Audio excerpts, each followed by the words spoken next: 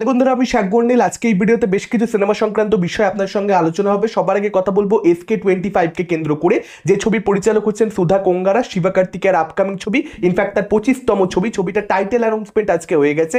আশা করি আপনারা সকলে টাইটেলটা জেনেই গেছেন, পরাশক্তি। এবং এই ছবির বিষয়বস্তু সম্পর্কে যেটা জানতে পারা যাচ্ছে, এখানে স্টুডেন্ট পলিটিক্স, যেটা 1965 সালে অ্যান্টি হিন্দি যে আন্দোলন হয়েছিল তামিলনাড়ু জুড়ে, গোটা তামিলনাড়ুতে হয়েছিল, সেটাকে কেন্দ্র করে ছবির বিষয়বস্তু আবর্তিত হবে। এবং এখানে একজন স্টুডেন্ট লিডারের ভূমিকাতে আমরা দেখতে পাবো শিবা কার্তিকেয়াকে। প্রথমে আমরা দেখতে পাচ্ছি টিজারটার মধ্যে একটা জায়গাতে দেয়ালে লেখা রয়েছে যে স্টুডেন্টস ডু নট টাচ, এবং লাস্টে সেটাকে ক্লোজার দেওয়া হয়েছে এত বিউটিফুলি, স্টুডেন্টসটাকে ওপরে কেটে দিয়ে নিচে স্টুডেন্টসটাকে করে দেওয়া হয়েছে, অর্থাৎ ডু নট টাচ স্টুডেন্টস। এই জায়গাটা আমার ব্যাপক লেগেছে। এবং টিজারটার মধ্যে প্রত্যেকটা অভিনেতা যারা ছবির মধ্যে থাকতে চলেছে, বড় যারা অভিনেতা, বড় ফেসেস যারা, সেটা জায়ারমাবি হোক অর্থাৎ রবি মোহন, কিংবা সেটা শ্রীলীলা হোক, কিংবা আথার্বা হোক, প্রত্যেককে কিন্তু যথেষ্ট স্পেস দেওয়া হয়েছে। টিজার দেখেই পরিষ্কার এখানে বুঝতে পারা যাচ্ছে, টাইটেল টিজার দেখে পরিষ্কার বুঝতে পারা যাচ্ছে যে প্রত্যেকটা ক্যারেক্টার এই ছবিতে ইম্পর্টেন্ট হতে চলেছে। এটা একটা মাল্টি স্টার। শুধুমাত্র ছবিতে শিবা কার্তিকেয়া করা হবে না।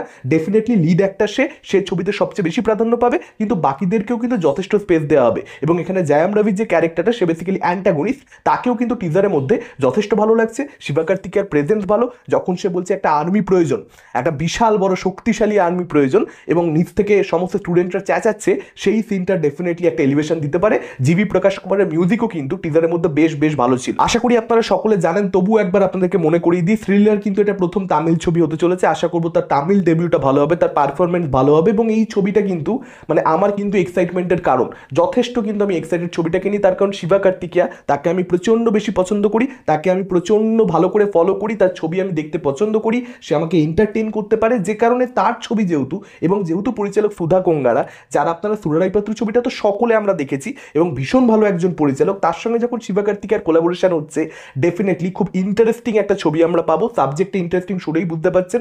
এবং এটা একটা পিরিয়ড ছবি হবে, 1965 সালের গল্প বলবে। তো দেখা যাক ছবিটা কিরকম হয়। একজন রাইজিং তামিল সুপারস্টারকে নিয়ে আলোচনা হলো, আর একজন তামিল সুপারস্টারকে নিয়ে একটুখানি আলোচনা হোক, যিনি তার সুপারস্টারডামটা কয়েক দশক ধরে মেনটেন করে চলেছেন। থালাপতি বিজয়, তার আপকামিং সিনেমা জানানায়গান, পলিটিক্যাল কেরিয়ার শুরু হওয়ার আগে তার শেষ ছবি বলা হচ্ছে। সেই ছবিটার টাইটেল অ্যানাউন্সমেন্ট কয়েকদিন আগে হলো পরিচালক এইচ বিনোদ। এতদিন আমরা থালাপতি 59 হিসেবে সেই ছবিটাকে অ্যাড্রেস করছিলাম। তো সেই ছবিটার ফার্স্ট লুকগুলো আমার খুব একটা ইমপ্রেসিভ মনে হয়নি, অর্ডিনারি, খুব বেসিক মনে হয়েছে, এক্সট্রাঅর্ডিনারি কোনো ফ্যাক্টর সেখানে আমি খুঁজে পাইনি। তবে এই ছবিটার ওভারসিজ রাইটসটা বিক্রি হয়েছে 75 কোটি টাকাতে। জাস্ট ভেবে দেখুন, 75 কোটি, এটা highest ever for any Tamil cinema. এর আগে লিও রেকর্ড ছিল 64 কোটি টাকার ওভারসিজ রাইটসের, সেটাকেও কিন্তু এখানে থালাপতি বিজয় নিজের রেকর্ড নিজেই বানছে। এবার দেখা যাক ছবিটা কিরকম কি হয়। খুব এক্সট্রাঅর্ডিনারি কোনো গল্প, খুব এক্সট্রাঅর্ডিনারি একটা বিভৎস সিনেমা হবে, আমি সেরকম কিছু এক্সপেক্ট করছি না। জাস্ট এন্টারটেন করতে পারলেই হলো, 2.5 ঘন্টা আমাকে মজা দিতে পারলেই হলো থালাপতি বিজয় সিনেমার থেকে, আমি সেটাই আশা করি। এর পরবর্তী আপডেটটা কৌশিক গাঙ্গুলিকে কেন্দ্র করে। আপনারা সকলেই জানেন তার একটা ছবির শুটিং আটকে দেওয়া হয়েছিল, ফেডারেশনের সঙ্গে তার কিছু বাওয়াল চলছিল, তিনি কিছু কথা বলেছিলেন যেটা টেকনিশিয়ানদের খুব একটা পছন্দ হয়নি, যে কারণে সমস্যাটা তৈরি হয়েছিল। কৌশিক গাঙ্গুলি এটা নিজেই বলেছেন যে যা ভুল বোঝাবুঝি ছিল, যা কষ্ট পেয়েছিলেন বিভিন্ন টেকনিশিয়ানরা, কোন প্রেক্ষিতে তিনি কথাগুলো বলেছিলেন, কি সিচুয়েশন ছিল, সবকিছু তিনি বুঝিয়ে বলেছেন টেকনিশিয়ানদেরকে। সমস্যা যাবতীয় মিটে গেছে, শুটিং খুব শিগগিরই শুরু হতে চলেছে। কৌশিক গাঙ্গুলি সোশ্যাল মিডিয়াতে এটা কিন্তু নিজে জানিয়েছেন, ফলত তার ছবি শুটিং স্টার্ট হয়ে যাবে, যে কোনো দিন আপনারা দেখতে পাবেন। এবং এই ছবিটা মুক্তি পাবে পুজোর সময়। ছবিটার টাইটেল হবে জংলা, যেখানে লিড অ্যাক্টর হিসেবে উজান গাঙ্গুলি অর্থাৎ কৌশিক গাঙ্গুলির পুত্র তিনি কাজ করবেন, এবং দুজন নায়িকা তার বিপরীতে থাকবে, যার মধ্যে একজন মুম্বাইয়ের। এরকমটাই কিন্তু আপাতত আপডেট রয়েছে। ছবিটার টাইটেল জংলা। এবার দেখা যাক এই জংলা ছবিটা কিরকম হয়। কৌশিক গাঙ্গুলির ছবি যেহেতু, ডেফিনেটলি সেটাকে নিয়ে আশা থাকছে। এবং পুজোর সময় কিন্তু বড় বড় সমস্ত ছবি মুক্তি পাচ্ছে, সেগুলোর সঙ্গে এখানে ক্ল্যাশ ফেস করতে হবে ছবিটাকে। একদিকে দেবের ছবি রয়েছে রঘু ডাকাত, যেখানে অনির্বাণ ভট্টাচার্য থাকতে পারেন, SBF এর ছবি, অন্যদিকে শিবুদা নন্দিতাদির ছবি, আবিরের ছবি, মিমির ছবি, রক্তবীজ 2 একটা ফ্র্যাঞ্চাইজি ভ্যালু থাকবে সেই ছবিটার।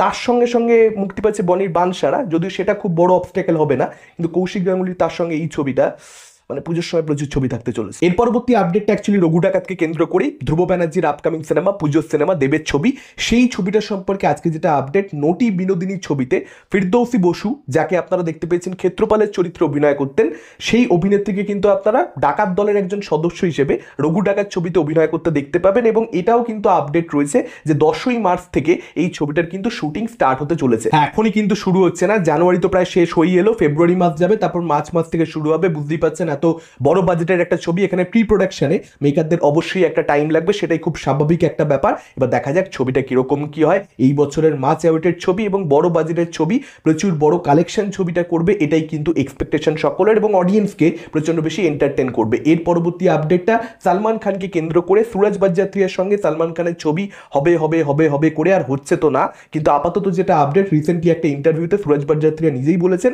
যে এটা কিন্তু তাদের একদম লিস্টের বাইরে, হিসেবের বাইরে রয়েছে এরকম নয়, ছবিটা কিন্তু হতে পারে। প্রেমকে নতুন রকমভাবে এখানে লিখবার চেষ্টা করছেন সুরজ বাজ্জাত্রিয়া, নতুনভাবে ভাববার চেষ্টা করছেন, কারণ যে সালমান খানকে তিনি প্রেম হিসেবে প্রেজেন্ট করে এসছেন সেই প্রেমটা আজকের দিনে আর চলবে না। এটা তিনি নিজেই বলেছেন যে নতুন রকমভাবে প্রেমকে লিখতে হবে, ভাবতে হবে, কারণ সালমান খানের পার্সোনা ওভার দি ইয়ার্স বদলে গেছে, যেটা খুব সত্যি কথা, এবং সেইভাবে সে প্রেমকে নতুন করে ডিসকভার করতে চলেছে। এখন সেই এক্সপেরিমেন্টটাতে একটু টাইম লাগবে। এবার দেখা যাক শেষ অবধি এই কোলাবোরেশনটা আমরা কবে দেখতে পাই না পাই। তবে সুরজ বাজ্জাত্রিয়ার সঙ্গে সালমান খানের কোলাবোরেট করা উচিত কি উচিত না, এই মুহূর্তে দাঁড়িয়ে এখন যেরকম তার কেরিয়ারটা যে জায়গাতে রয়েছে, বা এখন সুপারস্টারদের থেকে যে ধরনের ছবি এক্সপেক্ট করা হচ্ছে, এখন যে ধরনের ছবি বক্স অফিসে সফল হচ্ছে, সব কিছু মিলিয়ে সেটা একটা খুব বড় ডিবেটেবল ব্যাপার। কীরকম স্ক্রিপ্ট রয়েছে সেটার উপরে সবটা ডিপেন্ড করছে। সুরজ বাজ্জাত্রী একজন ভীষণ ভালো পরিচালক, এটা নিয়ে কোনো সন্দেহ নেই, কিন্তু he is a old school film maker. এটা ছিল আজকের ওভারঅল আপডেটস। আপনাদের কি মতামত এই আপডেটগুলোকে কেন্দ্র করে? কোন আপডেট নিয়ে আপনারা সবচেয়ে বেশি এক্সাইটেড? ডেফিনেটলি আপনারা সেটা আমাদের কমেন্ট করে জানাতে পারেন। এই ভিডিওটা ভালো লাগলে লাইক করতে পারেন, শেয়ার করতে পারেন, আমাদের চ্যানেল নতুন হলে চ্যানেলটাকে অবশ্যই সাবস্ক্রাইব করতে পারেন। আজকের মতন টাটা, চোখ রাখুন পরবর্তী ভিডিওতে।